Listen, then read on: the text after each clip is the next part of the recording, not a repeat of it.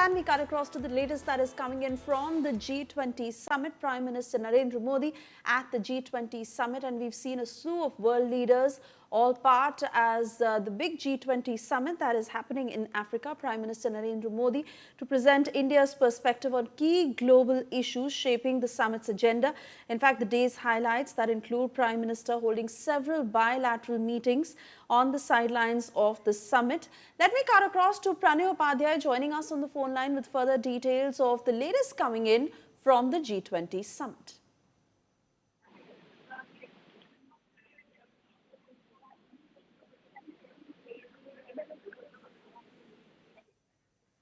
Pranay?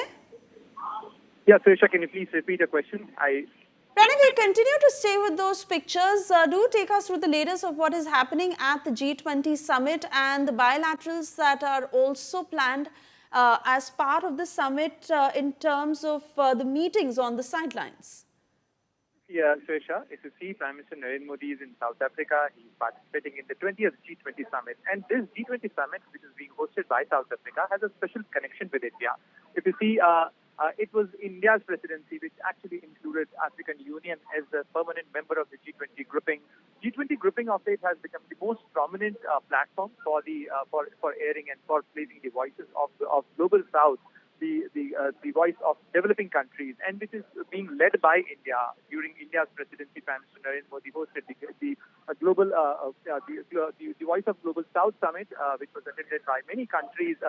And in fact, last four meetings, if you see, of G20 were hosted by four developing countries, including India, Brazil, Indonesia, and now South Africa. So definitely, India has a special connection with this meeting, and Prime Minister Narendra Modi is participating in the G20 Summit. And Prime Minister Modi is also would be participating in all the three key sessions of the G20 Summit. And the theme for the G20 Summit is sustainability, inclusivity, and equality, which is also an extension of the theme which was selected by India during its presidency in 2023, which was like one Earth, one world, and one future. So, and it was based on the values of Indian society and Indian civilization of Vasudhaiva Kutumbakam. So, definitely, Prime Minister Narendra Modi is likely to extend those same values, and he is going to convey the vision which is required and which is paramount for the needs of the developing countries. Prime Minister is also holding bilateral meetings. He held bilateral meeting with the Australian Prime Minister yesterday, wherein the key areas of defense, security, nuclear energy, trade were discussed with Prime Minister Albanese. Prime Minister Modi is also likely to hold meeting with the Italian Prime Minister Giorgia Meloni. Prime Minister Modi is also likely to hold meeting with Prime Minister Keir Starmer or Mark Carney of Canada. So, many high-profile meetings are likely on the bilateral agenda of Prime Minister Modi. But besides that, the important aspect of this G20 summit is that how India is taking forward the process and remained an integral part of the G20 process, not only by heading the G20, but every time contributing constructively with the G20 process and ensuring it that how G20 becomes an important platform for catering the needs and requirements, and especially the development requirements of the developing countries. So definitely, India has an important role to play in G20 process. Besides that, and if you see how U.S. President Donald Trump has boycotted, he is not participating. However, this is a very unique situation, Suresha, because U.S. is likely to take forward this process now onwards, because the next year's presidency is going to go to United States, but President Donald Trump is not participating in the South Africa G20 Summit.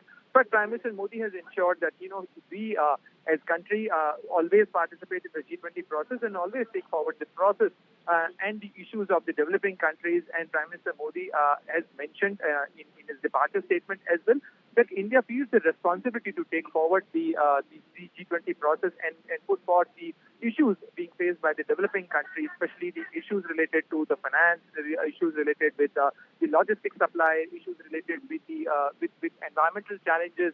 So all these issues will be discussed. And besides that, Prime Minister Modi will also take forward the issue of terrorism as well, that how fighting the menace of terrorism is a collective responsibility of all the developing countries, and this is the challenge which is being faced by the entire humanity, and therefore it needs to be fought collectively. The distinction shouldn't be made between when one terrorist and another terrorist, because this menace cannot be justified in any form or for any means. Continue talking to us, Pranay, because Prime Minister Narendra Modi received a rousing reception. In fact, world leaders who received Prime Minister met with Prime Minister Narendra Modi with all the warmth and love. And most importantly, the cultural activities that were performed at the airport as part of receiving Prime Minister Narendra Modi, unprecedented participation that was witnessed during India's presidency, like you mentioned. And this year again, because the focus is on priorities of strengthening disaster resilience, ensuring debt sustainability for low-income countries, mobilizing finance for energy transition, harnessing critical minerals to promote inclusive and sustainable growth. That is what South Africa is focusing on. Absolutely. Not only the South Africa has kept the focus and the theme of this G20 Summit as sustainability, equality and inclusivity, but this is also an extension of the process initiated during India's presidency, and also the key areas on which India is pressing upon. India is raising these issues on every global forum that, the availability of finance is very important for all the developing countries, because they have the larger population. They face a lot of challenges. They are the one who are facing the challenge of climate change and disaster resilience. If you will recall, Suresh, India has initiated a process which is called the Convention on Disaster Resilience Infrastructure, CTRI, which was proposed by Prime Minister Narendra Modi in UN conference, and thereafter India initiated it. Besides that, India also initiated the process of International Solar Alliance. So all these issues, which actually signifies, and it's an example that how India is leading this process by example, and showing the world that we have capacity, but there is a responsibility for the developed nation as well, because G20 is a very interesting grouping where the members of the G7 countries are also there, and many developing countries are also there. So this is a grouping where India thinks that things should be decided for the global governance. Especially the global financial management should be discussed, and the voice of and concerns of developing countries need to be factored in any future planning of the global management, because these countries, be it India, be it Indonesia, be it Brazil, or many other developing countries or big economies, because G20 is a grouping of 20 big economies, significant economies, which has large share in global trade, which has large share in global population, and therefore, their issues need to be if they.